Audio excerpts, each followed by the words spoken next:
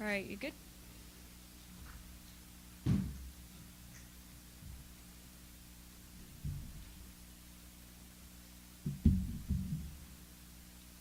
All right. Have to be really close to this. All right. Hi, everyone. Good evening, candidates, residents, business owners, and friends. My name is Chris Matera, and I'm the Executive Director of the Basalt Chamber of Commerce. I'm excited that the Chamber gets to present this opportunity for you to get to know the candidates running for mayor and town council this April. I would like to take this opportunity to thank Amy Shipley. Okay. I'm like into the podium. Thanks, Mayor Kane. We would like to thank Amy Shipley, Elizabeth DeWitter, Christy Baumgartner, and the Basalt Regional Library for hosting us this evening. Also, thank you to our sponsors, Aspen Daily News and the Town of Basalt. It is through your generous support that we are able to have GrassRoots TV live stream, record, and rebroadcast this event. The stream is available at grassrootstv.org. And now there's the fun part. We kindly ask all electronic devices either be turned off or set to vibrate, and that they be disconnected from the library's wireless network in order to preserve the bandwidth for the live stream. A note to our viewers at home, if the stream freezes, please wait a moment and refresh your browser. The final recording will be available on the GrassRoots TV website and will be broadcast on the GrassRoots Community Network cable television. The candidates are seated in order in which they will appear on the April ballot. I would like to make one note. We had one candidate, Courtney. She is not running, so that is why you do not see her this evening. In the upcoming election, voters will elect a mayor and 3 town council seats. Since there's only one mayoral candidate, he will be included on the stage for those running for council in order to simplify the proceedings. We didn't want David on stage by himself. Tonight's format will include a brief introduction of the candidates, a series of questions from the chamber which were provided to the candidates in advance, and then a quicker round of questions that were submitted from the public and press prior to this evening. Responses will be limited to ensure that everyone has an opportunity to speak. Candidates will have up to 2 minutes to answer the first set of questions. Then all remaining questions will be limited to 1 minute in order to address as many issues as possible. There will be a 15-second warning and then no noise when time runs out, and hopefully I won't be too obnoxious with it. I would like to introduce our moderator for the evening. Dan Hilson is a Basalt Chamber member and currently serves on its board of directors. Dan has practiced law for over 35 years with a focus in public law and government relations. After decades of living in Ohio, he relocated to the Roaring Fork Valley with his family, where he has found a second career as a ski instructor at Buttermilk and enjoying life in Missouri Heights. Please welcome Dan Hilson.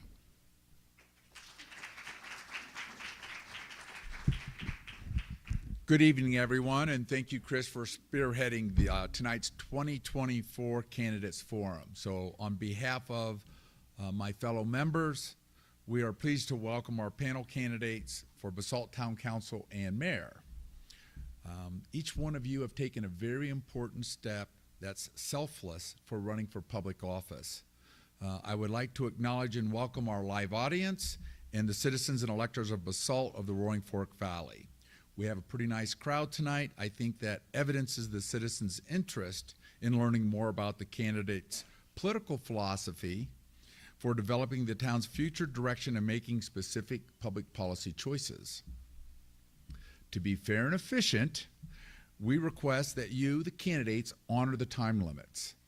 So Chris, as she mentioned, will wave to you. If you see that, you are more than entitled to finish your question or finish your sentence, but please do not start another sentence. If you do, we'll just move to the next candidate. We'll rotate our order of providing responses so that no single candidate always goes first or always goes last. At the conclusion of tonight's event, each candidate will be provided with 1 minute to sum up your pitch to the audience as to why you should be elected. I will ask you to start that pitch with a single word that best describes your candidacy, and then elaborate. So now we will begin with our candidates' introductions, and I would ask the audience to please hold your applause until the end of all the introductions. So our first candidate is David Knight, who's a candidate for mayor. And he grew up in Atlanta and has been living in Colorado since 2002. In 2017, he moved to Basalt with his wife, Melissa, and son who attends Basalt Elementary School. He has a Bachelor's of Science in Management from Georgia Tech and an MBA from the University of Denver with a concentration in finance, economics, and leadership. David has been working the technology business for over 20 years and in various project management and leadership roles. Okay. Since joining the town council in 2020, he has served on several boards, including the Roaring Fork Conservancy, Basalt Victim and Witness Assistance and Law Enforcement Board, and the Colorado Communities for Climate Action. David has been mayor pro tem since 2022. Once a music major during his early college years, he still enjoys writing music and playing drums and piano. You can find David volunteering with his son's Cub Scout pack, as well as biking, skiing, sailing, and traveling with his family and friends. The next candidates are for town council. The first one is, I got them out of order here, so I'm going to deviate a little bit. Rick Stevens and his wife Diane have been living in Basalt for 37 years, where they have raised two sons together, originally from Syracuse, New York. He is a graduate of Clarkson University. Rick is passionate about and fully committed to the efforts that create community where he can all thrive, where everyone can thrive. His leadership experience offers a unique combination of business expertise, community service, and volunteerism. Rick is a former CEO and president of Aspen Earth Moving, and his civic experience includes service on the Basalt Planning and Zoning Commission, Basalt Town Council, and 2 terms as mayor of Basalt. Rick has volunteered to lead initiatives supporting early childhood education, attainable housing, and strong environmental ethos. He has served in the Valley in multiple capacities as an advocate for solutions to areas' shared challenges. His ambition is to sustain a community that is diverse, inclusive, where all can achieve. Rick believes focusing on opportunities for the next generation while honoring those who came before us will lead the community to a broader leadership role in the Roaring Fork Valley. Next candidate is Chris Mullen. And Chris came to Colorado from Minnesota in 1999. He earned degrees in business and psychology from the University of Colorado at Boulder. He has been a proud resident of Basalt for the past 15 years, and for the past 5 years, he has excelled in advancing software solutions by working in product support at Blue Tent. It's a digital marketing agency founded in the Roaring Fork Valley. He is raising the future of Basalt as a father of 2 amazing children, Ellie, age 10, and Finnegan, age 6. He's striving for comfortable living options for all drives his motivations and decision making. Currently serving in the middle of a 3-year term on the Basalt Public Arts Commission, you will also find him on the trails with the Roaring Fork Outdoor Volunteers when not busy skiing, biking, fishing, camping, and enjoying all that Colorado has to offer. Our next candidate is Hannah Berman. She is a Colorado native who has called Basalt home for the past 5 years. She's the Senior Sustainability and Philanthropy Manager at Aspen Skiing Company, where she works on environmental advocacy, community philanthropy, and runs access programming to host 3,000 plus local kids, not-for-profits on the Hill. She is also the executive director of the Environment Foundation, which has donated more than $4.5 million to fight climate change, to bolster clean energy and a scale policy level, foster environmental stewardship. Hannah serves on the board of Mountain Family Health, which provides affordable health care in our community. Hannah hopes to improve the quality of life for local people in our mountain town by driving progress on housing, climate, and child care. Our next candidate is Angele Dupree-Bouchard, and she moved to the Roaring Fork Valley in 2007. In the Mid-Valley in 2013. She has lived in Basalt with her husband, Jim, and their children since 2018. Together, they have 2 kids who have graduated from Basalt High School and one that will be a kindergartner in the fall. Originally from the South, Angele has a Bachelor of Arts from Louisiana State University and an MBA from the Action School of Business in Austin, Texas. Her work experience includes hospitality management, property management, business management, and finance. Angele is passionate about the Basalt community and the families that live here. She enjoys downhill skiing, cross-country skiing, biking, running, hiking, working in her garden, and generally cruising around town with her family and dogs and enjoying everything the amazing community has to offer. And then our last but not least candidate is Kaya Rumney, who moved to Basalt in the fall of 2017 with her husband and daughter when her husband started working at the Basalt Elementary School. She earned an undergraduate degree from Seattle University, where she majored in liberal arts and minored in nonprofit leadership and African history. After working as a doula in Chicago, she went on to earn her master's degree in nursing from Marquette University. As a doula, Kaya is able to work with families as they prepare for childbirth, welcome the new baby, and settle in as parents. Kaya has previously been a nurse at the Family Visitor Program, Aspen Valley Hospital, and Valley View Hospital. She currently owns her own business, KLR Baby, working as a pregnancy, birth, and postpartum coach. She enjoys spending time with her husband and 2 children, utilizing the Basalt pool, parks, and library. Her daughter Evelyn is in 2nd grade dual language classroom at Basalt Elementary, and her son Lucas will start kindergarten in the fall. In her free time, you can find her and her family hiking, skiing, and enjoying the many outdoor activities of the Roaring Fork Valley with their dog. Kaya is passionate about improving the local economy, enhancing the town's parks, and continuing to enhance this thriving community. Ladies and gentlemen, your panel for this evening.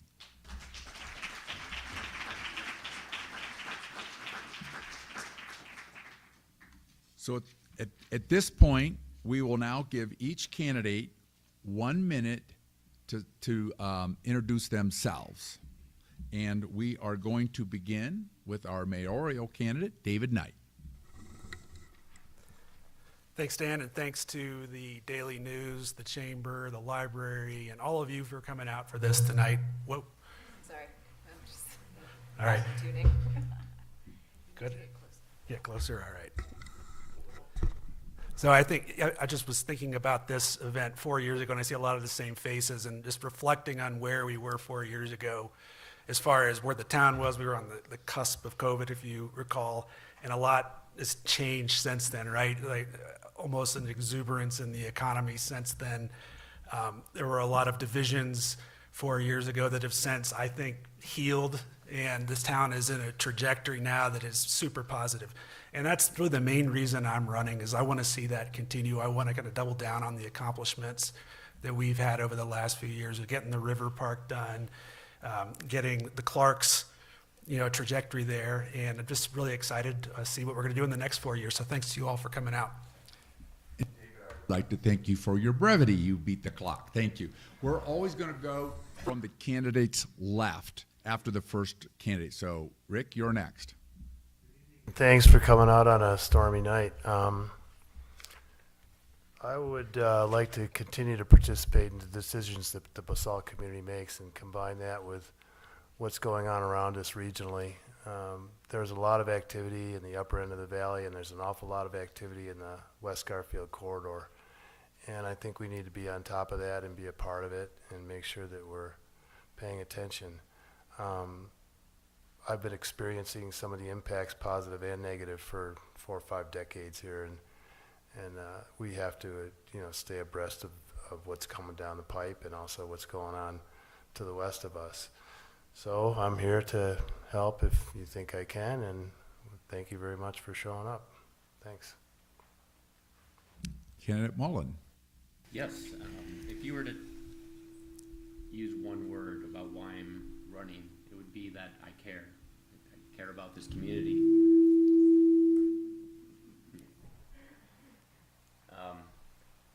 And I care about raising my kids here, about creating a community of events year-round, an engaged civic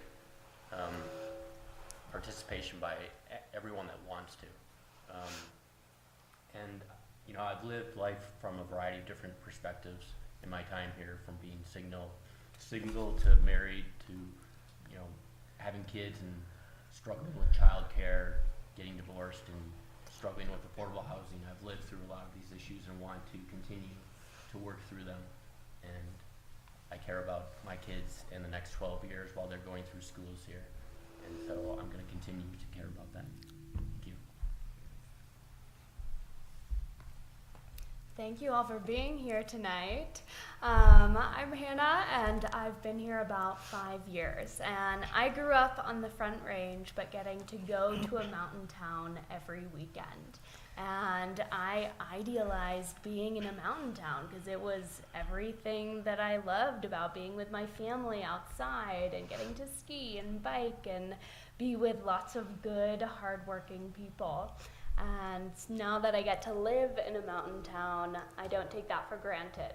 But I also recognize some of the issues like affordability and resiliency that we see here. So being able to be on town council to play a bigger role in what my town looks like is very appealing to me. And I'm also a renter, like 40% of our town, and historically that hasn't had a whole lot of representation, which is why I'd love to join this group. Good evening.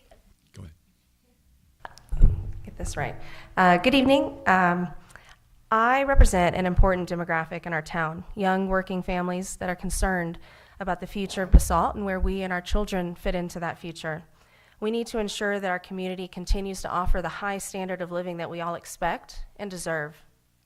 This challenge requires a complex compromise of growth and restraint, and I feel that my experience, background, and demeanor can offer a unique skill set to council and the town of Basalt in achieving those goals. If I'm elected to represent you as a counselor, my priorities will be strengthening our community through housing availability, business vitality, and public service accessibility. We must ensure that our schools, fire department, and other emergency services and town can attract and retain the skilled and essential workers we need to thrive and survive. I believe the biggest issue we face is one of affordable housing.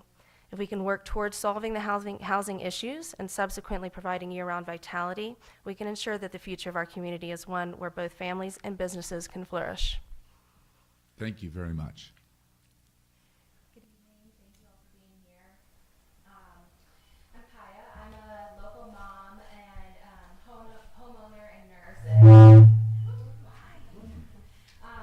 I'll bring a multifaceted perspective to the table. I'm committed to Basalt with integrity, compassion, honesty, and dedication. I really aim to join the council and serve as a member who actively engages with the community and listens to the residents.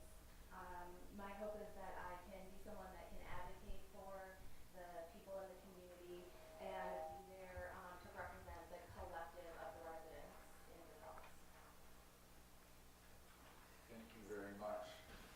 Our next section is each candidate will be offered 2 minutes to respond, and these questions were prepared by the chamber and our chamber members, and they were provided in advance, so the candidates have had some time to think about the answers. And we're going to have 4 separate questions, and for the first question, we're going to ask candidate Berman to start. And the question is, many Basalt business owners do not reside within the town limits. They cannot vote in this election, yet they are impacted by decisions made by the town council and the mayor. What is your plan to engage with the business community to ensure that its voice is being heard on a wide range of issues? Mix of businesses in Basalt, and we don't have some of the corporate restaurants coming in that we see up Valley. We don't have the big fancy brands, and that's what is part of what makes Basalt so special.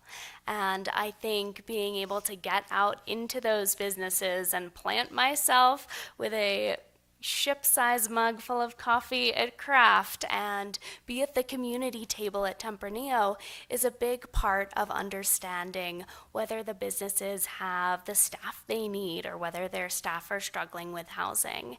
And I think being able to be a part of that element of the community, as well as proactively reaching out to businesses to make sure that the town figures out how they're doing and what is in the town's purview to help them do better is important. And especially while we have construction, which can be a huge pain on Main Street, I think keeping the town's momentum going on proactively reaching out to businesses, to work on wayfinding, to have Midland money, and to plan community concerts where you can see families and residents spilling out from the park and the concerts into Main Street, are things that I'd love to help continue as a council member. Thank you. Candidate Bouchard. Hannah pretty much stole what I was going to say, so I'll keep it pretty brief. Or just earlier this evening, my husband and I were talking to someone, and you know, they live in Aspen, and we said, well, we don't really make it up to Aspen often because we choose to stay here in Basalt and frequent our businesses and spend our money here. As counselor, I feel like my biggest job would be listening. That's listening to the constituents who are in the voting region and can vote for me, but also people in unincorporated Pitkin and Eagle counties, and the business owners. The businesses choose to be here, and they are such an important part of our community. They provide the goods and services that they need, that we need, and that we want. This past summer, I feel like the council and the town did such an excellent job getting people on Midland through the construction. I think we can continue that. My family and I made it to all but one of those concerts, and same with the Sunday markets. And so as a counselor, as government, I feel like that's our role, is to make ourselves available to the community to listen. And that is what I would intend to do, because without our businesses, who are we? Where are we going to eat? What are we going to do? You know, and we want local, unique businesses like we have. And like Hannah said, we don't want Aspen to come to Basalt. We want to keep it unique and special. Thank you. Candidate Rumney. I really believe the businesses in Basalt are critical to the success of our town. And in order to continue to support our businesses, we need to make sure we have open communication with those businesses. When I think about businesses I frequent, most of those business owners don't live in the town of Basalt. So having an open communication with them and making sure we are actively involving our businesses and seeking feedback and input from them on town issues, I think is important, because they are vital to our town and vital to our success. So I want to be sure we are actively communicating with them and have ways to collaborate with them and address any needs or concerns our businesses have. So really, as a council member, my plan would be to make sure we are actively communicating and engaging our businesses, because the health of our town relies on our businesses remaining here and being part of this town. Thank you. Candidate Knight. So despite not being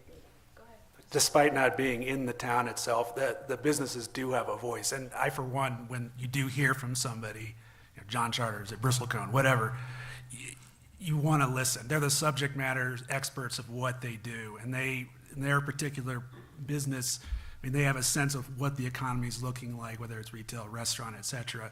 So always listening to them, I think, is really important. Engaging through the chamber is critical, right? We have a great relationship with the chamber. I want to continue to do that.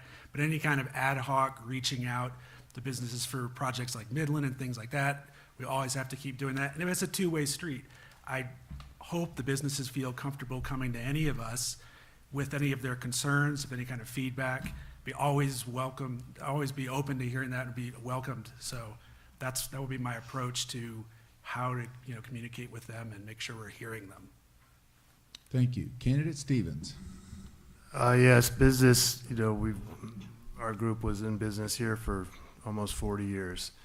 What we initiated in the past that I'd like to bring back is what we had was a business roundtable.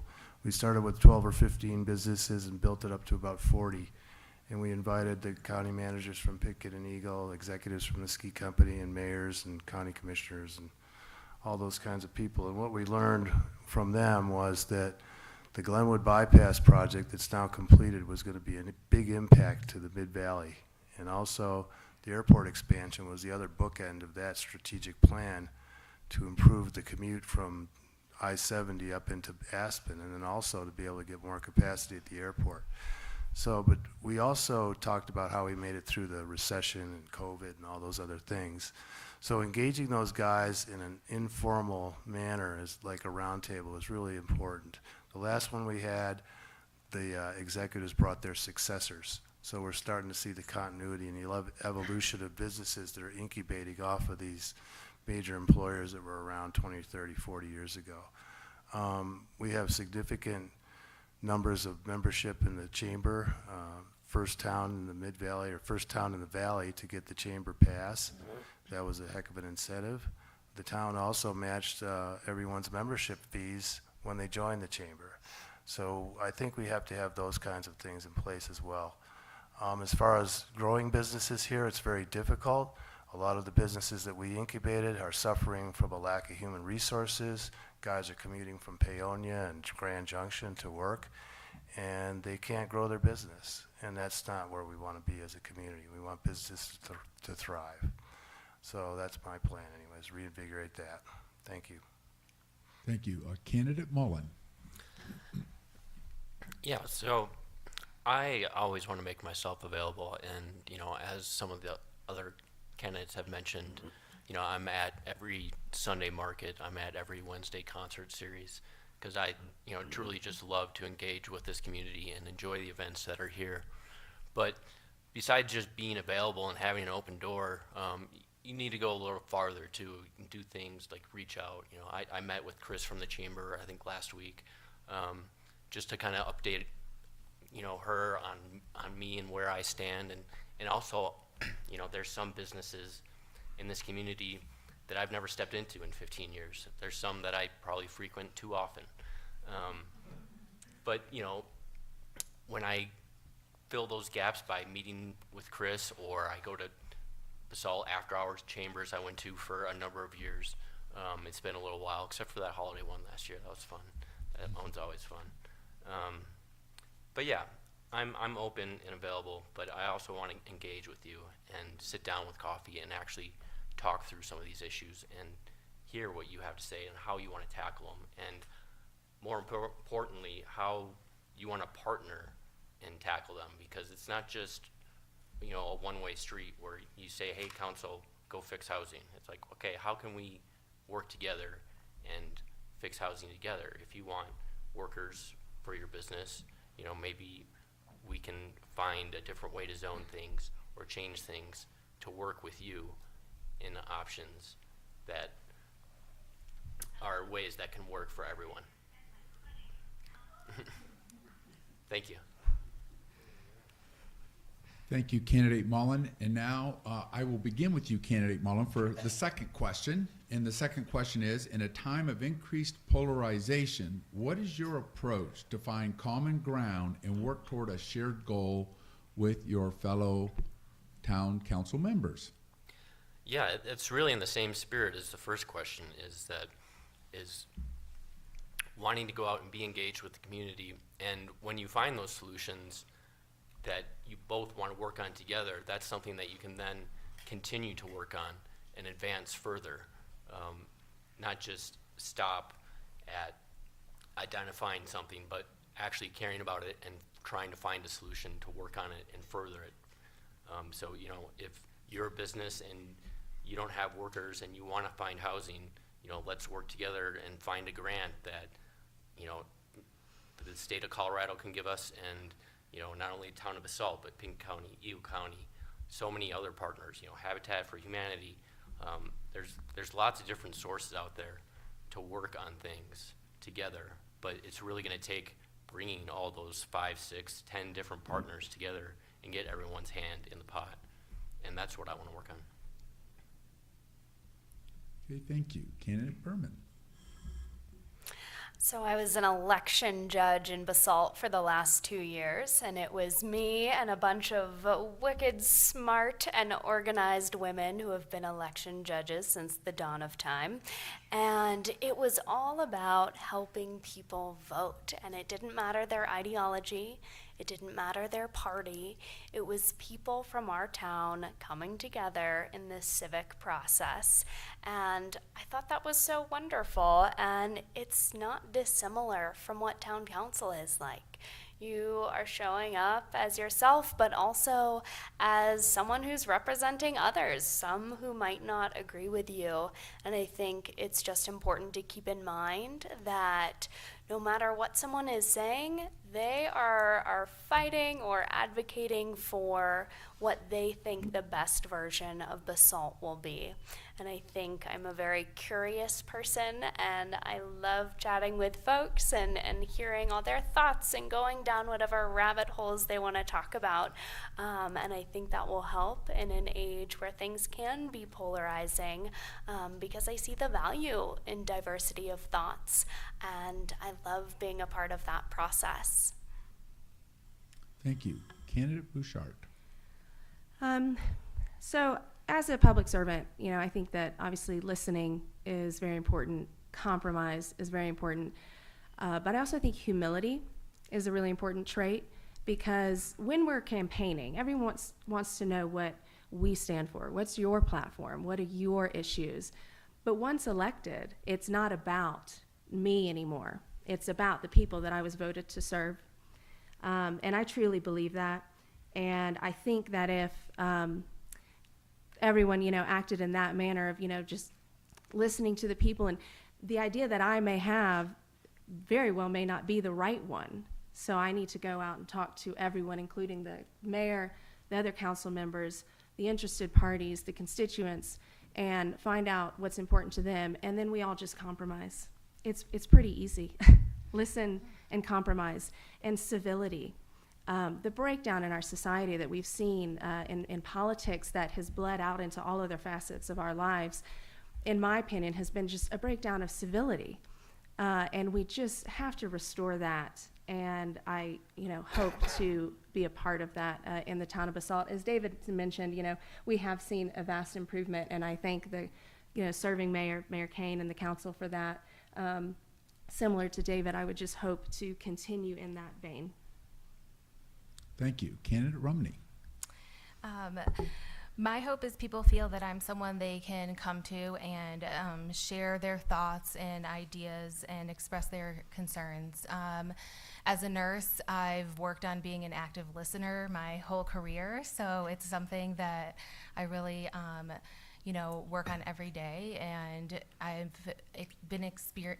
experienced working with people of different cultures, diverse backgrounds, and being in the room and listening. And I really think that that's key to then getting along and understanding the diverse perspectives within our community, so then you can make decisions based on the whole. I really hope to be a council member that's really open, inclusive, and people can come to me no matter who they are. Ultimately, fostering a culture of respect, understanding, and being a place where we all can communicate to each other on different topics, even if they are difficult, and meet a common goal that's going to be for the Basalt community. Thank you very much. Candidate Knight. Shift this over. All right. I think we're pretty fortunate here in Basalt in that even though we disagree about things passionately at times, it's healthy. There's a healthy level of debate here. There's healthy divergent viewpoints. Sure, there's real problems, right? We have housing, workforce. How are we going to get a workforce? Housing, climate. There's a lot of things out there that we need to figure out that they're different opinions on, but the way that we have been engaging and the way I hope that we continue to engage is in a healthy, constructive way. If there weren't divergent viewpoints, that would be wrong. I mean, that would be a very strange situation. So I think that pushes all of us as a council and as a community to come to better solutions and to come to better ideas because of those divergent viewpoints. I think, though, as far as what we do, obviously as a council, listening and being open, being civil, I mean, that's huge. And that's one of the biggest compliments I think this council's gotten in the last 4 years is how civil we are, how constructive we are.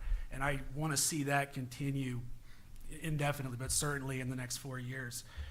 One other thing that I'm pretty proud of, and I got to give staff credit for this, is our full or almost full citizen boards, right?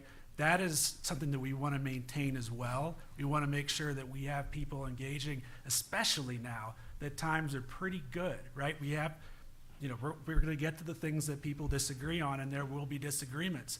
But overall, there's a positive level of engagement, and that is the time that you really want to get people engaged, keep them engaged, and get that feedback from everybody so that we can continue going forward. So that's how I would approach. Thanks. Thank you. Candidate Stevens. Thank you. Yeah, there's two things, governance and the community that are engaged here. And there's a way of building community that's based on a concept called social capital. And social capital refers to the human capacity in a community. It also increases the effectiveness of your governance because there's more participation. One of the things that I would commit to is that we would always express care, that we would provide support to our community across the board, and that we would expand possibilities for our community. But the most important thing in the social capital network is a sharing of power. And when you don't share power, you end up in conflict. And there is a way to accelerate change out of a conflict, but it gets messy and it's got to be done in a deliberate fashion. But I agree with everybody up here that said we don't really want to get into a bipartisan polarization. That's just not cutting the mustard anymore in any community. And small towns are famous for doing the right thing for the right reasons all the time. And we should lead by example on a national level and try to solve the problems here locally, and then that model may be spread elsewhere in the country. And that's happening everywhere right now, so we just need to keep doing it. Thank you. Thank you. Candidate Mullen? I was first, You right? started. Yep, thank you. So the next question will begin with Candidate Stevens, and the question is, what are your thoughts on the Midland Avenue project? How do you plan to address comments and concerns of the people of Basalt? There's been a pretty exhaustive look at Midland Avenue for a long time, and we've known for forever that the infrastructure underneath Midland Avenue needed to be replaced, and that's been accomplished. The Basalt Forward Plan of 2030 called out an opportunity to pursue the rest of the improvements on the surfaces of Midland Avenue, and there's been tremendous public dialogue about that and a lot of commitment from our consultants and staff and citizens to participate in that process. The one thing I'm impressed with right now is that the town has got the project fully funded. There's no further impact to the citizens or the taxpayers that I know of, and I confirmed this a little earlier. The numbers that we're talking about to go forward with these improvements, the money's in the bank.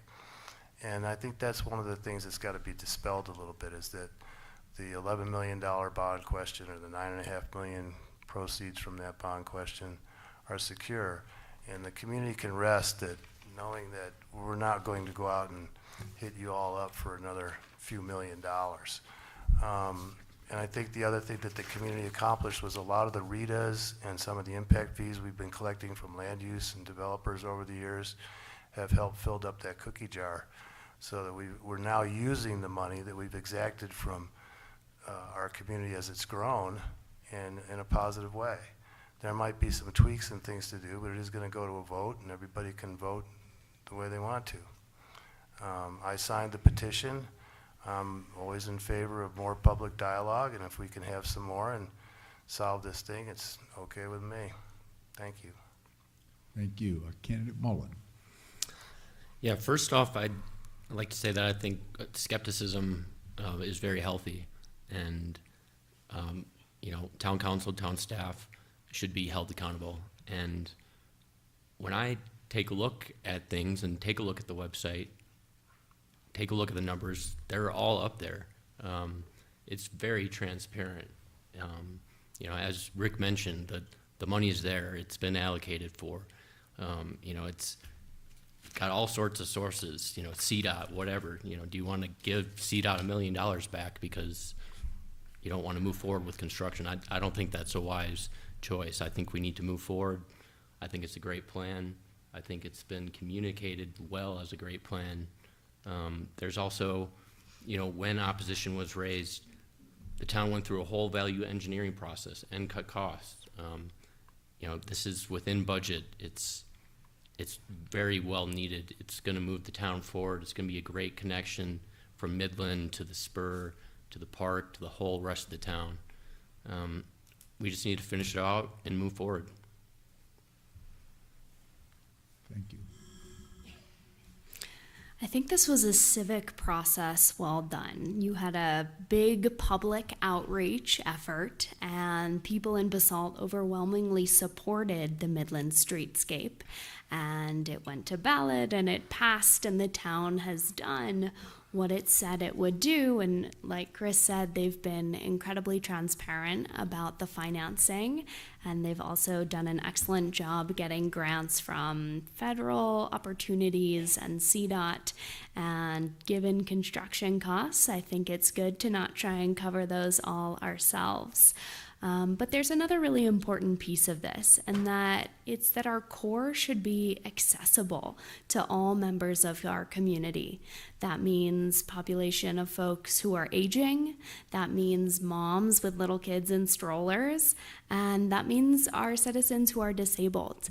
We need a place that has ADA accessibility, where people can navigate it without any trouble and frequent all of those shops easily. And another piece of it is it was about time to replace basic infrastructure like the water line, and it presented an opportunity to plan resiliency for the future by having power lines underground, by installing EV charging infrastructure. And I think that's a really important way to plan for the future while keeping the Western Mountain community that we have, an aesthetic that we have. Thank you. Candidate Bouchard. The prior council and mayor were tasked with a huge undertaking in the Midland Streetscape project. The aging utilities and infrastructure of the street needed to be upgraded, and with that came an opportunity to improve the ADA and general accessibility of Midland, as well as a facelift. I had a hard enough time navigating the sidewalks with a stroller when my little girl was younger. I cannot even imagine a wheelchair. It doesn't seem feasible to me. So that had to happen. One could argue the details of the aesthetic improvements almost endlessly, and I agree. Public discourse is healthy and it's good, and we need that. But at the end of the day, decisions and progress had to be made, and they were made through a vigorous public outreach process. The community weighed in. They had an opportunity to weigh in. And the council and the mayor took those considerations. The decisions were not made in a vacuum. Ultimately, I applaud the changes. I feel as though they were necessary. The council and their consultants did the best they could to work within the given structural restraints to provide a solution. Going forward to the end of 2024 and completion of the project, the town should continue to offer incentives to the public to visit the businesses despite the accessibility inconvenience, to the extent that it does not cause undue financial burden to the taxpayers. As other candidates have mentioned, you know, fiscal responsibility is huge to me as well. And right now, Doug Pattinson and the team has done an amazing job of keeping this project on budget. So we just need to make sure we continue that. We should continue an aggressive public outreach program, making sure that people know that the businesses are open and, you know, ready to accept people. With that, the businesses have made a huge sacrifice, so we owe it to them to continue our efforts there. I believe it's now in the best interest of the businesses and the people of Basalt, as well as our visitors, that we allow this project to move along in the most expedient and fiscally responsible way possible. Thank you. Candidate Rumney. The Midland project has been extremely important for enhancing our infrastructure. As we see all the growth happening in Basalt, it's so important that we take in mind and accommodate for that in growth. So the updates to sewer and water and the essential services that we're seeing in this project, I think, are critical and need to be kept in mind going forward for anything else we need to do as well. Additionally, with this project, I see our town being more walkable well. I also, having infant and living in Basalt, I walked all over downtown Basalt with a stroller, and I can't imagine having to bring my grandma here in a wheelchair. Like, you couldn't go downtown. So being able to have a town that is walkable with strollers, walkers, wheelchairs, I think is really important. And I know there's been a lot of criticism of the parking, but at the end of the day, we're increasing the parking that we have in the downtown area. So I think we're going to have a really good outcome with this project. The biggest thing,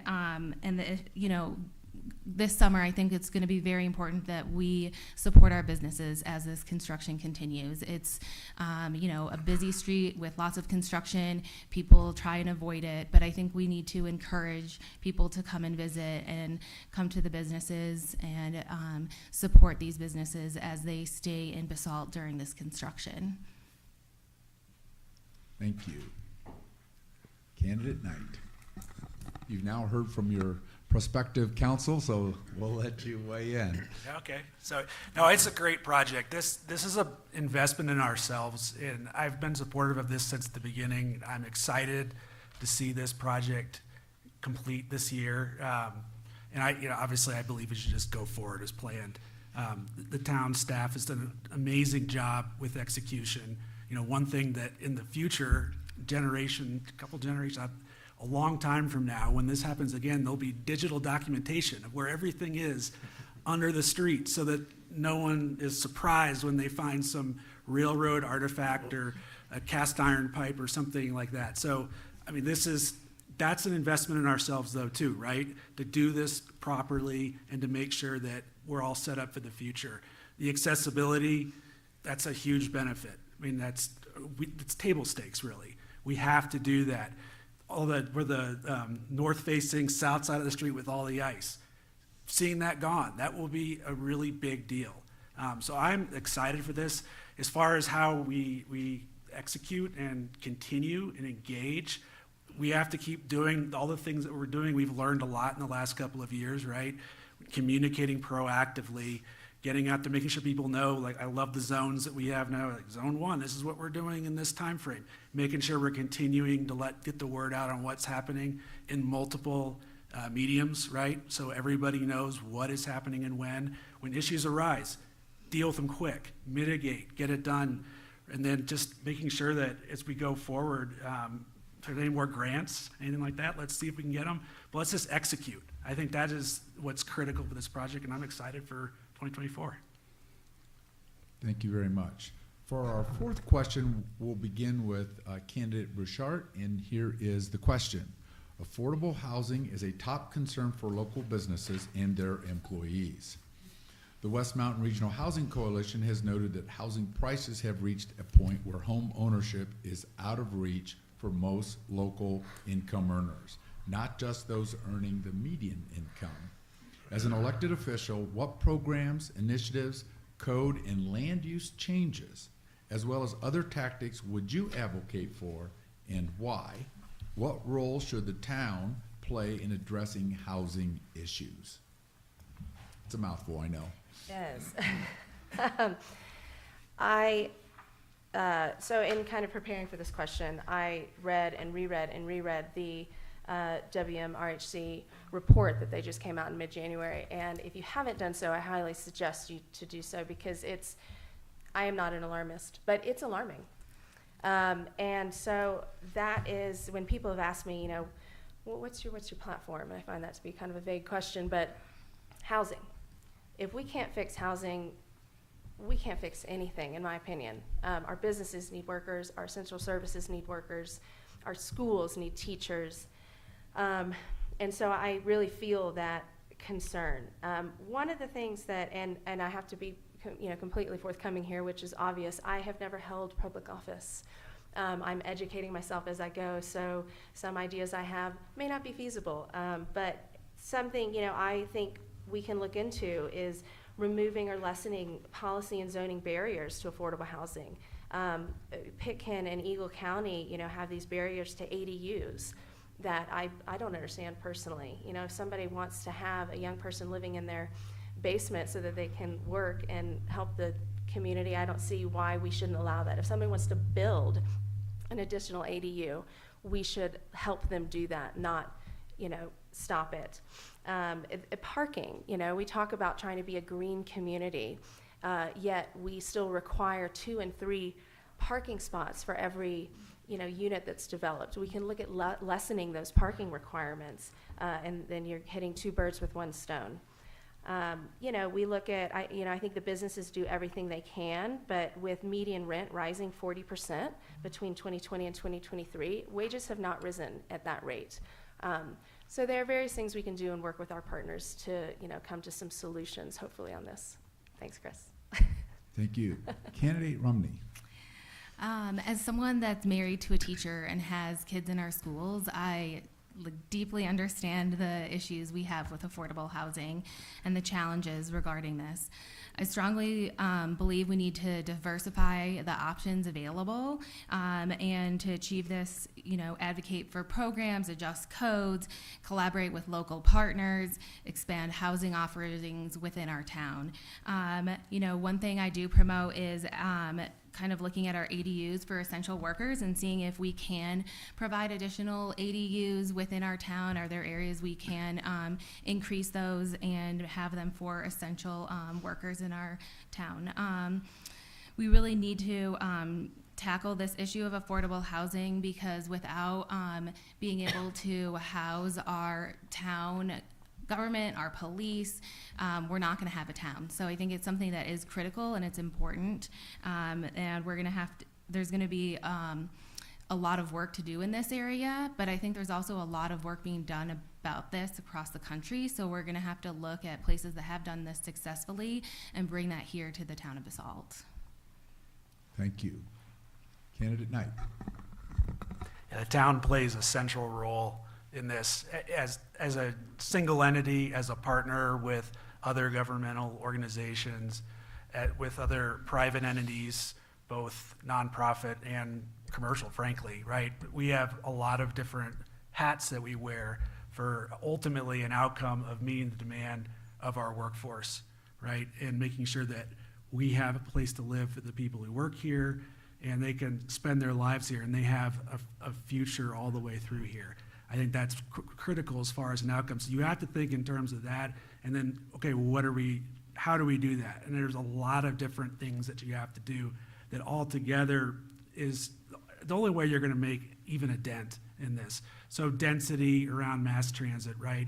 Having zoning that encourages that, looking for the infill opportunities. There are places within the town that still probably could get more beds in them that would be appropriate based on trying to be close to mass transit and things like that. Code changes as far as affordable housing mitigation, that's something that I would like us to take a look at here in the next term. Land banking, we've already done a little bit of that, but where else does it make sense to go and make an investment for the future? That's something that we're going to continue to do. Public-private partnerships, there's the rugby field. I mean, there's really a laundry list of things. I think ADUs were appropriate as well. Like, where could we do ADUs where it makes a lot of sense? And then West Mountain, who was in part of the prompt for this question, what can we do with them for the buy downs? I think there's an opportunity there as well. So there's a lot to do, but that's really where we need to pivot to in this next term. Thank you. In 1981, my wife and I were in a lottery with 104 people for 28 units up in Aspen at a location called Lone Pine. And we got a ping pong ball pulled out of the fishbowl, and that's why we're still here. So the dream can come true. You can really benefit, a community can really benefit from people that are allowed to access those housing units and build those housing units. The word tactics comes up here in this question, and the tactic behind this has got to be to change the fixed mindset that's in place towards most affordable housing projects. There has to be a political will embedded in the new council that's going to carry forward some of the initiatives this past council has achieved. And density, things like that, the minute that word comes up, everybody runs for the weeds. So we have to accept the fact that Basalt can be really pressured by external forces. We could lose more of our workforce. We've got to take a proactive approach to it. the options that are available in the community are limited with the urban growth boundary. Some are out on South Side. We're looking at things now that could be built and developed, and we hope that the Clark's Market project's gonna go forward. But we have to provide, and it doesn't have to be based on the rungs of a ladder. We just have to find some rungs. We don't have to build the ladder. We just have to fill in the blanks. So I think we need to get going on that. Our studies have shown every political entity in the valley from here to Grand Junction agrees that housing is the #1 crisis. So I don't know why we keep kicking the can down the road personally. So we're gonna go for it and see what we can do here in Basalt to lead the way on a regional level. Thank you. Candidate Mullins. Yeah, I agree with a lot of the comments made about zoning changes and, you know, just really making an easy path available for finding these solutions. We need to take down any roadblocks that are out there. And one of the things that I thought about lately, and I'm not sure what the solution for this is, but besides building more affordable housing, I think we all want to support that effort. I also know that there's a lot of inventory, like existing inventory out there that's just not occupied year-round or only occupied a couple weeks out of the year. And you know, there's some owners that choose to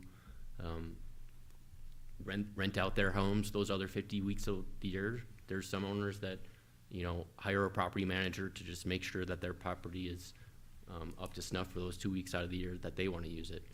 But some of those kind of ADU type of partnerships that, you know, might be a little more confusing than just I'm going to build an entire separate entity to my house. You know, what Skico had the First Tracks program, was it, where they're trying to get, you know, house ski instructors. So, you know, a good, you know, local workers, 6 months, a year, whatever. We can fill some of those beds in this community, but we need to build the partnerships with the owners in the, you know, in the community too, that they have to be able to trust that these people living in their homes are going to treat it with respect. So I think that's kind of a missing piece there that could be built, and I want to explore that further. Thank you. Candidate Berman. So I am here because I live in employee housing in the town of Basalt, like 40% of the folks in Basalt who are also renters. And I get to live in a place that is all electric, so it will get greener as Holy Cross reaches 100% clean energy. It has on-site solar, and there is a WeCycle station right outside my front door so I can bike to work. So I've been able to see planning that is sustainable and thoughtful and affordable, and I think we need more of that. We're never going to be able to build ourselves out of this problem, nor should we, because we want to protect the open space that makes this so special. But we have some good examples of how you can eke out more affordable housing. Recently, David and the council have worked with a developer to get a project to 50% affordable housing. That's unprecedented, and if we can work with other places to make that number even larger, I think that is well worth trying, and we have ample policy tools to be able to accomplish that, as well as claw back some of the housing stock into the realm of affordability. There are programs like ADU incentivization that we can use, as well as deed restriction incentive programs that are well worth exploring and recommended by the West Mountain Regional Housing Coalition. And there are also ways that we can figure out how to make sure that the teachers, the mid-level managers, and the waiters aren't driving past 6 other schools to get to ours and teach our kids, or other restaurants, that we can have people stay here in this town and have the benefits of reducing traffic or reducing emissions as well. Thank you. That concludes the chamber section, and now we're going to move to our lightning round. The candidates will have 1 minute to answer these questions, and we will begin with candidate Romney. Our very first question is, what initiatives do you propose to meet the needs of the ever-increasing aging population regarding healthcare, housing, and transportation. And they did not know these questions, so they have no time. They're hearing it on the fly. Thank you. Off the top of my head, it's hard to say exactly what initiatives I would recommend, but I do think this is a really important part of our community, and that is why I'm running. And I am someone that owns a home here. I have kids here. I have a family. I want to grow old here, so I want this to be a place where we are supporting the people that have young kids and the people that are aging. And I hear a lot of people talking about childcare as an issue. Okay, we also have an aging population and we need to take care of them. We also have youth and we're not taking care of them. So I really want to take a look at the whole community and make sure we're supporting that whole community. And we're talking about we're going to be growing and we're going to keep growing. So we need to be sure we're putting in place initiatives so that we do support this whole community. Thank you. Candidate Knight. So yeah, this is another one of those issues. It's a big issue in the sense that it's multifaceted. For as far as the entire life cycle of living here, you got to make sure that this is a community, not just for the workforce, not just for kids, but all the way through. So I think, from a healthcare standpoint, let's start with that. You have Mountain Family. We need to get more providers like that and more organizations that are making those investments. I mean, healthcare is probably for any age group is something that needs some more attention and some more investment. Housing, obviously affordable housing, but also taxes have gotten really high. I mean, that's like the elephant in the room that is not even really something that everybody's talking about it, right? I think there's something that we need to work on with other taxing authorities, with the state, because it's becoming such a problem. And then last, transportation, we have Basalt Connect right now. Basalt Connect is a great opportunity. We could expand that. And I think the more we do, the more demand there is for it. Thank you. Candidate Stevens. Yeah, thank you. We just had our first grandchild 18 hours ago. Congratulations. Sorry, I wish it was 18 years ago, but and so I'm kind of fully vested in whatever we can do. And I was talking to a gentleman here in the audience about Crown Mountain, and Crown Mountain has some significant offerings for seniors these days, and it's just an awesome place.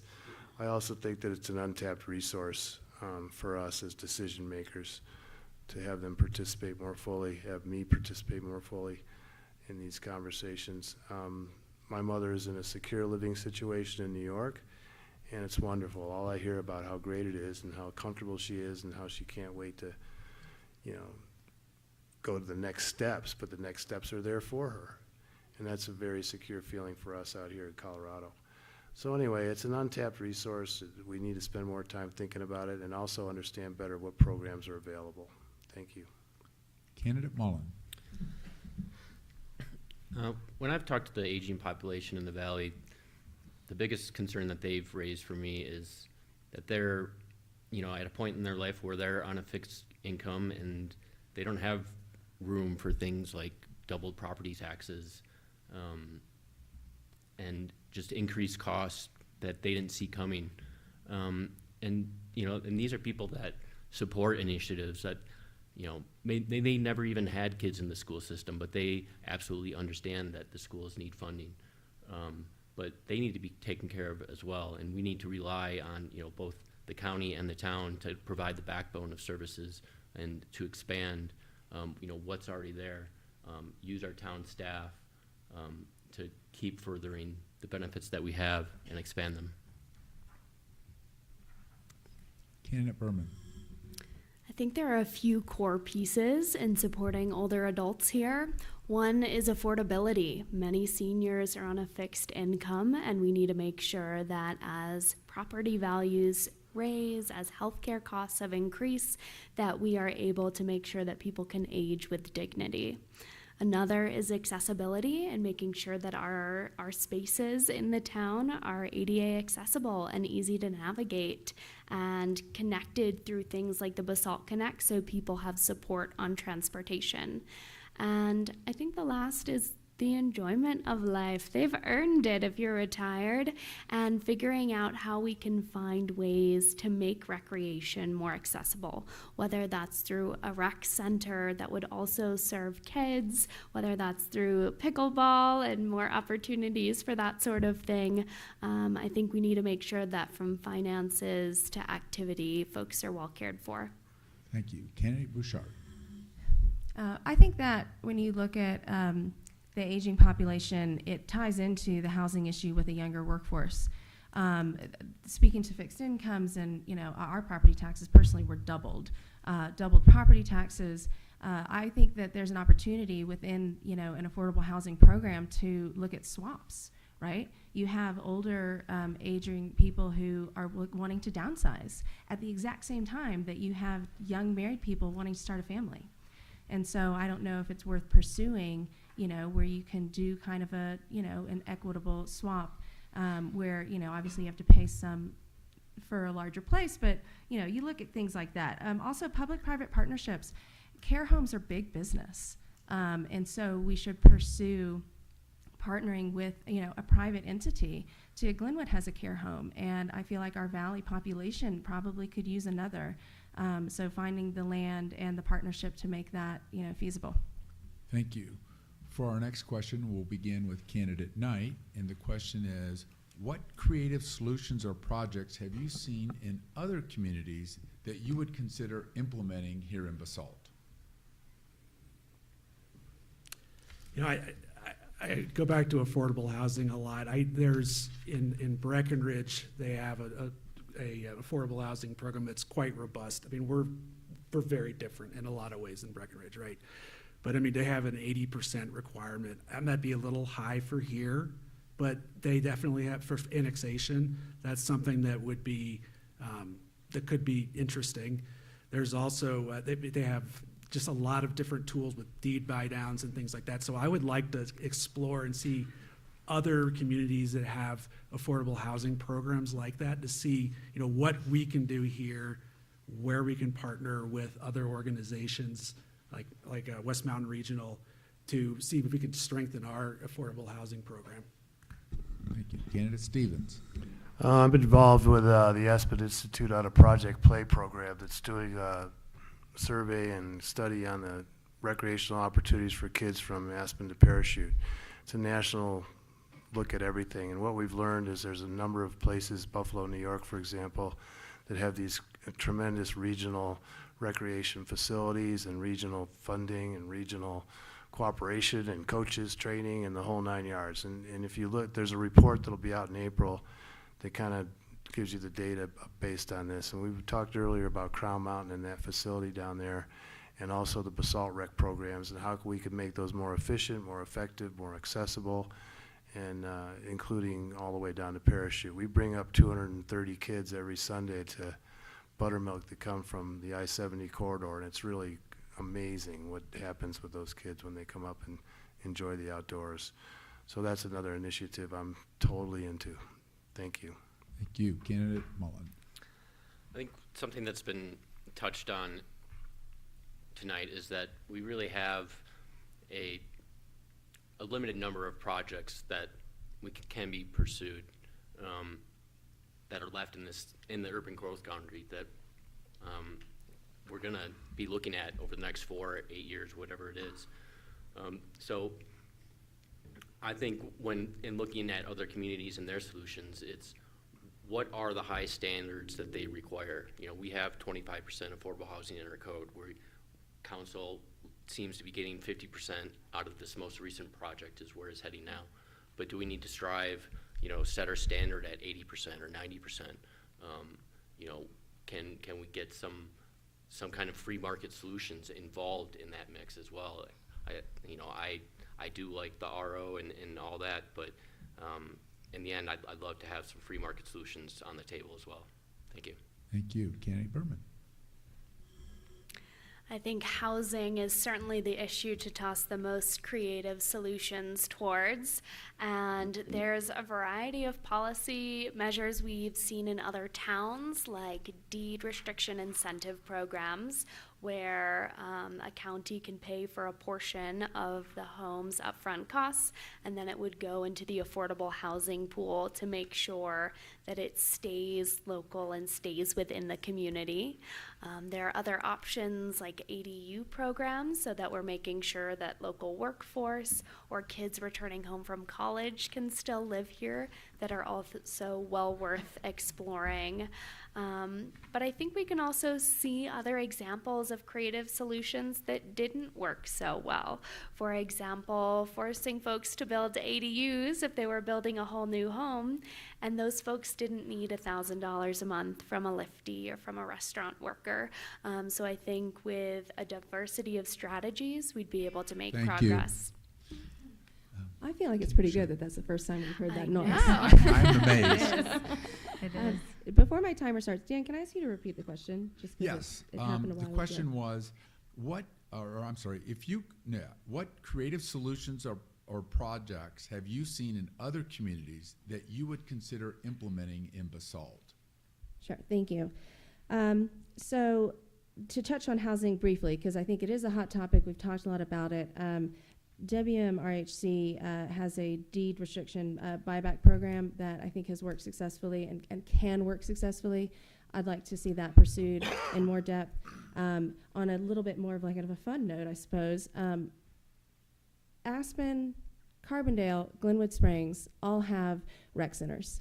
And in the Mid-Valley, that's something that I feel like we're lacking, and something I would really love to see that would benefit all facets of our community. It would be helpful for, the youth. It would be helpful for the aging population, after-school programs, underserved community members. So I would love to see Basalt pursue, the feasibility of having our own Mid-Valley Rec Center. Thank you. Candidate Romney. As our community continues to grow, I see the expansion of a rec department to be extremely important. I'm not sure we really do have the capability to build a facility when we do have the Crown Mountain Park District here, and I think we could get a physical facility there. We have a lot of space in Basalt currently that I think we can expand our rec department options and offerings without a facility. Across the country, I've seen programs for kids, adults, after school programs. We're turning into a town where you have to be like dual income earners to live here. So after school programs are essential for the youth. And I also see that if we can expand that programming, we can in lower rates for people that live in the town to utilize those services. Thank you. For our fourth question, we'll begin with candidate Stevens, and this is a sort of a one-shot deal. If you could accomplish only one thing as an elected official representing Basalt, what would it be? Collaboration, community engagement, but that's the key to the case. Thank you. Candidate Mullen. I want to build affordable housing, and I want to bring everyone to the table. I want town staff to find, a piece of land that can work with the state of Colorado to get a grant, to work with all the counties involved, to work with all nonprofits that want to help advance those causes, to work with local businesses that want to help their workers. Find that one vision, that one project that everyone says, hey, that's something we can do. Like the Roaring Fork apartments next to Stubby's. When those got built like a decade ago, the developer for that project pitched it, and everyone said they were crazy, that you're never going to get that grant. Then they got that grant, and everybody pitched in, and that thing got built. And we have workers staying in those units now. Thank you. Candidate Berman. I would say sustainability both environmentally and in terms of community, and a lot of that relates to building and housings. Buildings account for about 2/3 of the carbon emissions in our region, so the more we can progress our building codes, the better in terms of our carbon impact. And also those houses should be built with local families and local workforce and aging adults in our community to make sure that we have a thriving and vibrant place where people can live the whole course of their lives. Thank you. Candidate Bouchard. So I'm gonna, my word would be vitality. And I'm not gonna choose housing because I feel like you have to have the housing to have the vitality. And in that also comes, you know, a cohesiveness, right? I want to see vitality across the board from Willits all the way to downtown Basalt. So I want to see the two, you know, a lot of people I run into don't even realize that Willits is actually like part of Basalt. You know, I'm talking about visitors and people that are unfamiliar. And I'd love to see our three, you know, areas of town, Southside and Willits and Old Town, share the same vitality and be more connected, literally, update our trail system and make it a little bit more easy to get to and from without a car. Thank you. Candidate Romney. My word would be community. I think in order to continue to have this Basalt community, we need to work on our affordable housing. We need to protect the environment, and we need to make sure we have the resources we need to run a town and support every aspect from childcare to schools to supporting our elderly population. So community. Thank you. Candidate Knight. So I'll give an aspirational goal, and then I'll do the kind of like the definitely I think it's achievable goal, and it's all around housing. I keep bringing up housing, but in the master plan there are named parcels right throughout the urban growth boundary, and I would like to see a plan, at least some direction on what those are going to be. So 4 years from now, we're up here and we kind of know what's going to happen with all of these different parts, all of these opportunities that are still within our community for housing. As far as a more achievable, I want to definitely see the rugby field and see a multifamily housing unit built there in partnership with another organization. Thank you. For our next question, we're going to begin with candidate Berman. And that question is, what does economic vitality look like in Basalt and the Mid-Valley? I think it's good to remember that Basalt is part of a much larger community here in the Roaring Fork Valley. So what happens up valley, what happens in Carbondale is going to impact us, whether that is businesses or housing or schools. And so economic vitality in Basalt means supporting the local institutions like TACA and other places that are bringing so much enriching programming into our community for all ages. It means making sure that our businesses are supported, whether that's through construction periods or through making sure that there's connectivity, like you said, between Willits and Old Town, and ensuring that people are out in the community. The concerts are a great example of a thing that will bring people together in the center of town and have them spill out into our restaurants and our bars and local businesses and help with vitality. Thank you. Candidate Bouchard. Sure. So in the interest of brevity, I agree with most of what Hannah said. To me, when I think vitality, I think life, right? So people on the streets, people spilling out of the businesses. But also you can't have life and vitality without responsibility. And so, you know, I work in business and with numbers. And so to me, fiscal responsibility is absolutely essential to economic vitality. And yeah. Thank you. Candidate Romney.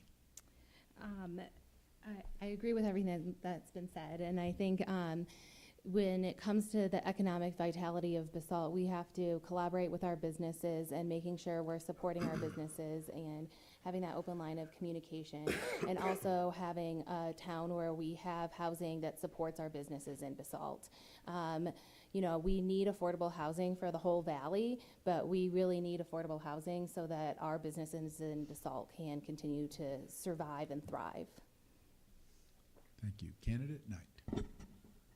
So I think there's two engines to vitality. One is economic, right? You have to have business, you have to have places for people to go, and making sure that we have a framework in place that's friendly to our businesses, that allows them to flourish and encourages people to start a business and do some interesting things, because that's kind of what makes it exciting. The other part is community. That's the other engine, and seeing not just community engaged with the town, but seeing community as far as part of the schools, all the different organizations, and seeing what those community members can do together with the town and on their own to create vitality and generate it organically. Thank you. Candidate Stevens. Yes, the health of the business is measured in a lot of different ways. You can look at their balance sheet, you can look at their margins, you can look at their sales tax revenues, you can look at all those things, but you have to look at the culture of the business to see if it fits into the model that of the community you're trying to build. And we've been able to bring successful businesses down to Basalt from Aspen that were deemed not to be essential to the Aspen environment. DWI, the architects, accounting firms, a lot of businesses that have moved here because it is a healthy culture. And if we maintain that culture, I think we'll maintain our businesses. And when they grow employees into future business leaders, that's the best metric that you can have. Thank you. Thank you. Candidate Mullen. When I think about economic vitality, I also think about culture, and really what I think has been growing in Basalt is, you know, a year-round culture of locals and people that want to visit and stay here. You know, we've been building the concert series and Sunday market. You know, this year we're going to have a July 6th event for Saturdays following July 4th. You know, there's the tree lightings, there's all sorts of things that can be expanded upon as well. You know, town staff has been doing great about, you know, getting these things started, but I think there's more effort to be spent there between the chamber, town staff, the counties, whatever. There's might be room for someone to coordinate all of these events and take over, so that kind of lead the charge for everyone to participate with. Thank you. For our next question, we're going to deviate slightly away from, we've been talking about infrastructure and capital projects. We're going to move into a new sort of topic and still staying with the one question, and we'll begin with you, Candidate Mullen. How can the town help support creating a community culture that places a top priority on the social and emotional wellness of its citizens?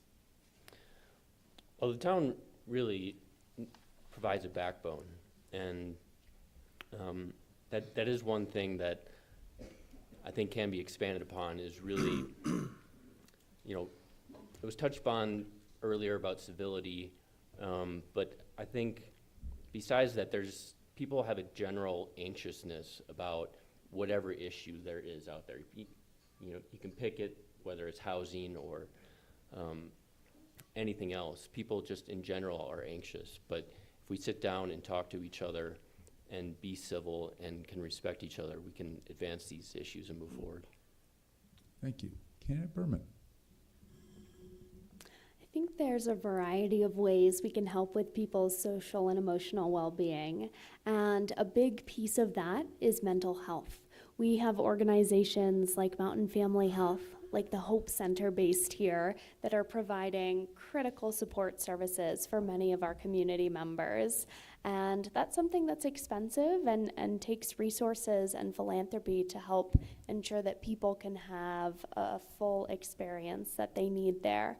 But I think there's another piece of living in a mountain town, which is that we have these magnificent outdoor spaces that people can take advantage of, and making sure that folks have the resiliency to enjoy why we all live here is so important. And building community to make sure folks are checking in with each other and asking how they're doing really is so important. Thank you. Candidate Bouchard. So similar to what Hannah mentioned, for me, what comes to mind is the mental health services that are available in our valley. The Hope Center, I've had a lot of friends and who've utilized them, and they're fantastic. So anything that we can do as a government to assist, and whether it's just outreach and making sure people know that they're available, or in any funding capacity, I'm not sure, but I think anything we can assist in making sure the community utilizes those is important. And beyond that, we have such a beautiful space, and people do tend to run around and be anxious, and the town has done such an amazing job of having these events, right? The music series, the concerts, we're going to have more events.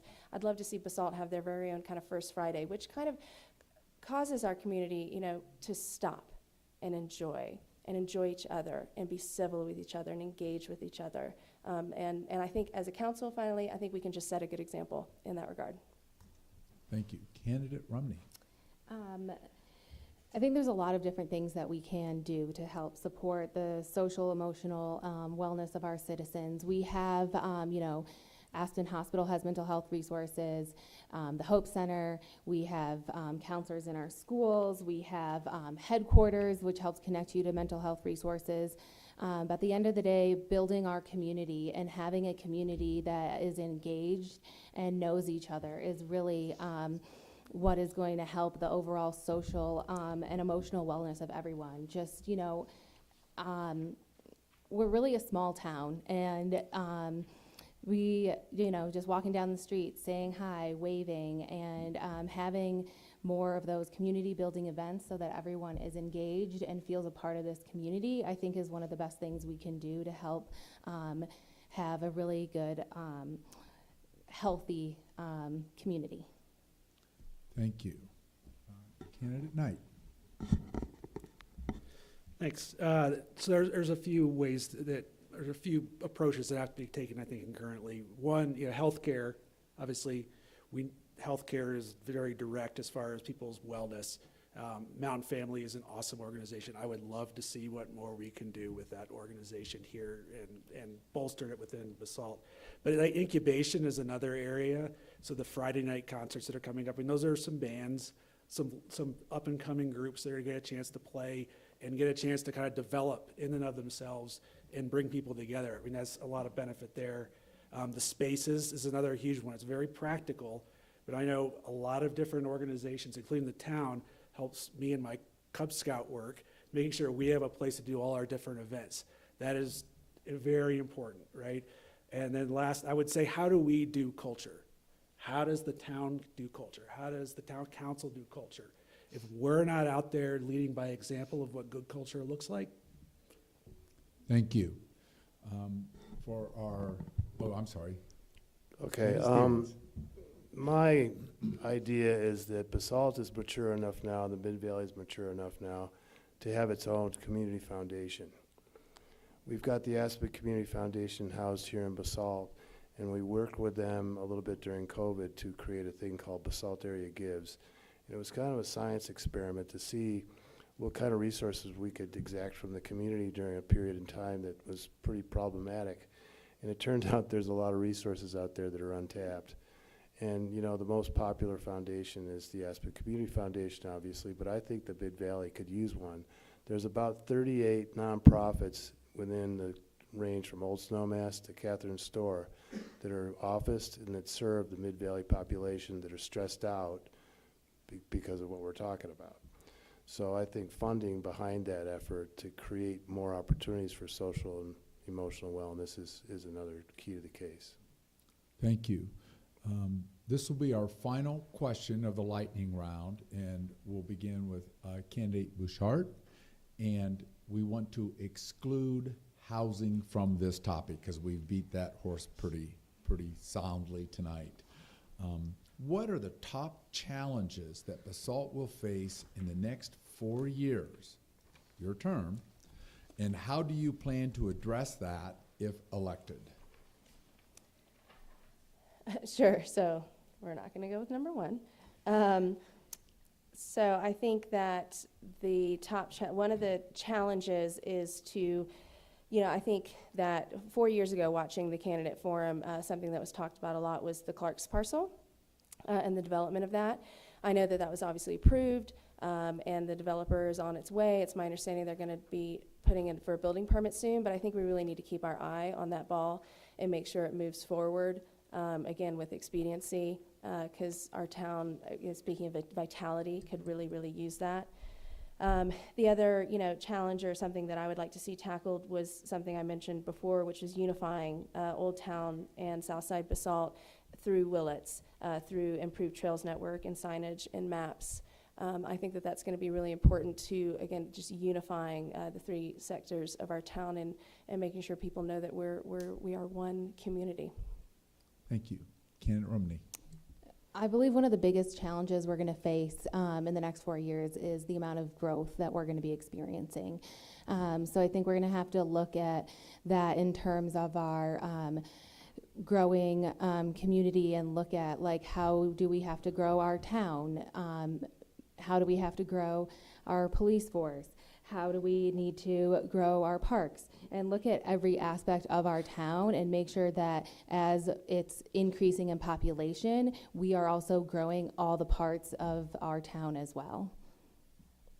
Thank you. Candidate Knight. So, hands down, climate is the other top priority. Housing is existential, but climate is obviously existential. I think there's a few things that we need to be focused on. Continuing to keep our building codes up to date, right? We adopted some IEC 2021. So I think the next one comes up in 2024, this year. So I'm not sure when that's going to come up, but we need to adopt that. Wildfire resilience is another one, because there's a lot of effects of climate change besides just mitigating it. So how do we make sure our building codes are wildfire friendly, in the sense of protecting personal property? Also, I would love to see us focus on how to electrify existing buildings. That's another area that needs to be a top priority going forward here in the next 4 years. So, and then water is the last one, because water is so impacted by climate. We need to invest in our infrastructure, but also continue to partner with other organizations that deal in water, like the River District, et cetera. Thank you. Candidate Stevens. You could do a whole another 4 hours on climate change, but that's the key to the case in a lot of places. We just had 26 people spend a year and a half with the county in a growth advisory committee that made that their number one goal for 2050 was a net zero environment. The other thing I think, though, that's really important to recognize is Basalt is no longer just a support town to the core resort. It's economically stable, it's culturally diverse, it's socially fun, it's solid.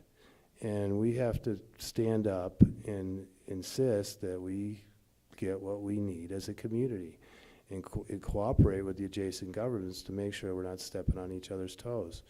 And I'm not saying that they are, but I'm saying that the external pressures on Basalt are significant, and we need to be able to address those and do it quickly. So I would be in favor of pursuing that kind of a strategy with our adjacent municipalities and counties. Thank you. Candidate Mullen. I think the challenge that is going to be fun to work on is enhancing our connectedness.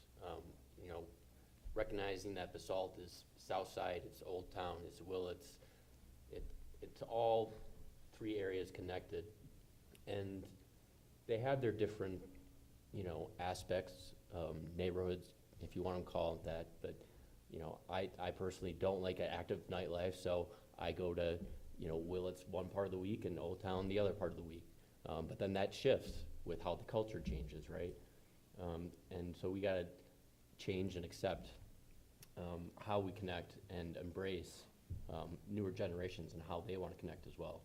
The other thing that I think is going to be the biggest challenge is transit and just the Highway 82 corridor and how we tackle workers going up and down the valley and everyone else.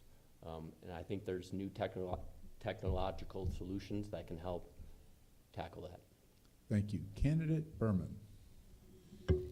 Like David said, climate is an existential threat not only to how we live our lives, but the livelihoods of those who work in outdoor recreation.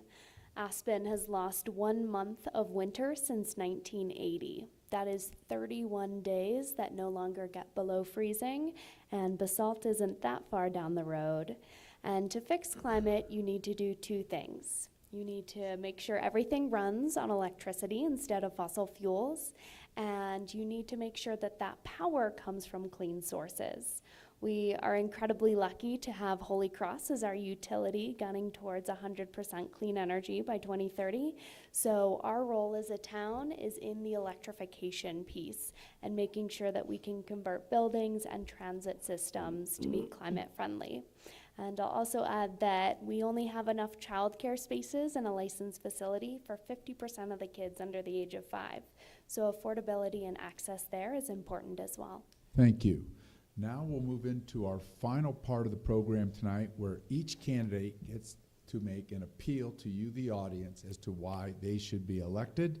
And please remember that you want to begin this section with one word that best summarizes your candidacy. And we will begin with the highly probable candidate-elect for mayor, Mr. Knight. So I'm usually terrible at coming up with the one word, but this one came up really quick. Optimistic. I'm just so bullish on Basalt. I'm so excited for the next 4 years are going to bring, just to be here. I'm honored and just humbled to get to do this job. The last 4 years have been just amazing to work with everybody, and I'm especially Bill. I'm sad to see you go, Bill, but I have to thank you for everything you've done and being such an example of a public servant to this council and to this community. I'm just honored and humbled, and I'm excited. I'm excited for all of you, and can't wait to see who gets elected. We have a great pool of candidates. So and thank you all for participating in the process and just being informed and being into this, because, and tell a friend next time to come, the more we get people to do this, the better it'll be. And that's how we can grow engagement in the community. Thank you, everybody. Thank you. Candidate Stevens. I think it's commitment. It's a commitment to the citizens. It's a commitment to your families. It's a commitment to your employers. It's a commitment to your culture. It's a commitment to your environment. It's a commitment to everything. And it's not a day job. This goes beyond day jobs. And the resources that are available to support candidates in this community and support elected officials are pretty big. You know, when you walk down the street and somebody shakes your hand, like Mayor Kane's experienced, and says thank you, that makes it all worth it. So as citizens commit to this process, as citizens vote for your favorite guy, whatever it is, girl, person, and continue to stay engaged. Because this place, one friend said to me, the future's in motion in Basalt. So let's just make sure it stays with some nice guardrails and we can all enjoy life for as long as we can be here. I appreciate you coming. Thank you. Thank you. Candidate Mullen. Yeah, I gave away my word earlier, and that's care. And I truly do care about this community and building it. And, you know, I'm committed to raising my children here for at least the next 12 years, and if not the rest of my life, that I want to spend here.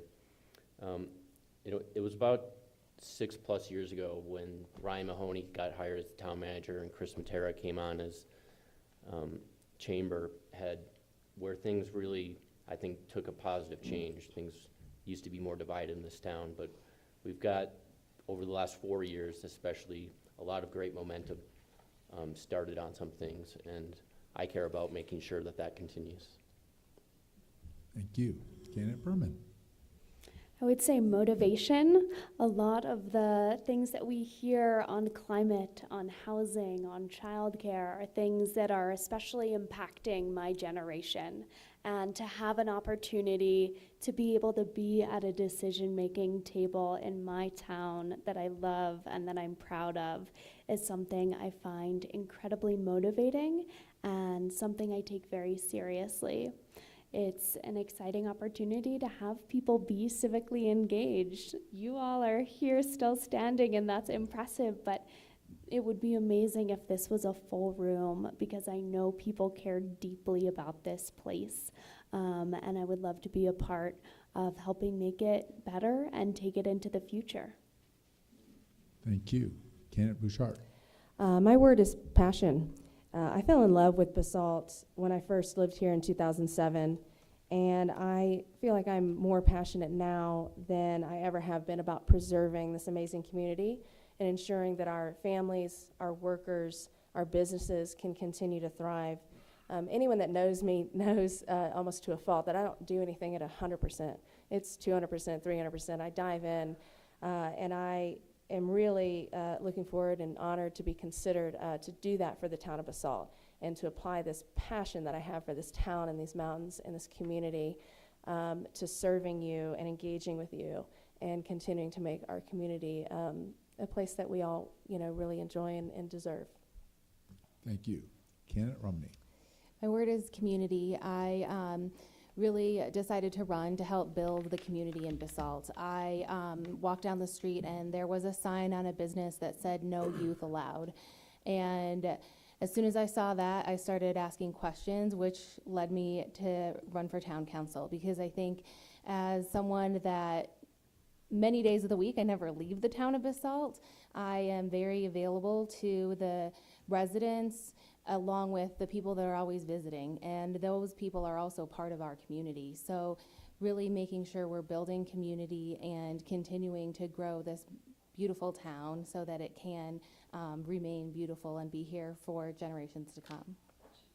Thank you. That concludes our questioning portion of the program, and I would like to thank our candidates for being so respectful of each other's time, and we only had one very minor over limit, but everybody else really participated, and I'd like to extend a round of applause to our candidates for enduring tonight, and to the audience for participating and watching. Thank you.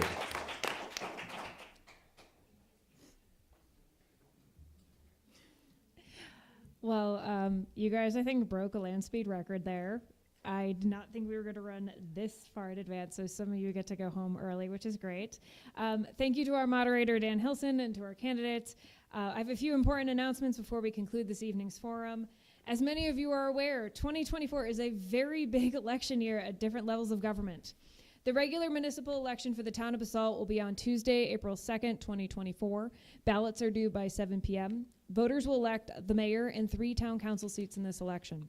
The election will be conducted by mail ballot, and ballots will be mailed out next week between March 11th and March 18th.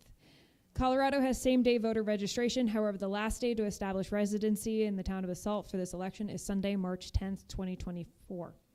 Visit govotecolorado.gov to register to vote or to check your voter registration for accuracy. Details about the local election can be found at basalt.net. Under the Your Government section, select April 2024 election link. Local election questions should be directed to Town Clerk Pam Schilling, who's seated over there. If not, go say hi to Pam later. Tomorrow is Super Tuesday. Presidential primary ballots are due by tomorrow at 7 p.m. At this time, ballots must be delivered to a ballot box. Please do not drop them in the mail. Your vote will not count. It's too late to mail it. The local Democratic and Republican 2024 Colorado caucuses will be held in the coming days. Each of the caucuses will select the non-presidential candidates running for office in November, but the primary election will be on June 25th, 2024. For registered Republicans, the Pickens County Republicans Precinct caucuses and County Assembly will be held on Thursday, March 7th from 5 to 8:30 p.m. at the Aspen Middle School. More information can be found at pickengop.org. The Eagle County GOP caucus and assembly is being held on Thursday, March 7th from 5 to 10 p.m. at the Eagle County building over in Eagle. Sorry, you have to drive. More information can be found at eaglegop.com. For registered Democrats, the Pickens County Democratic Party virtual caucus and assembly is Saturday, March 9th, with check-in starting at 1:30 p.m. More information can be found on the Pickens County Democrats Facebook page or email pickenscountydemocrats@outlook.com. The Eagle County Democrats virtual caucus and county assembly and convention will be held on Saturday, March 9th at 3 p.m. More information can be found at eagledems.org. Thank you to our candidates, our moderator Dan Hilson, the staff of the Basalt Regional Library, the team at GrassRoots TV, who's behind the scenes for today's live stream and forthcoming on-demand recording. Tonight's forum will be made available online on their website and also broadcasted on cable on the GrassRoots Community Network. Again, thank you to our sponsors, the Aspen Daily News and the town of Basalt. Have a wonderful evening, and remember to vote.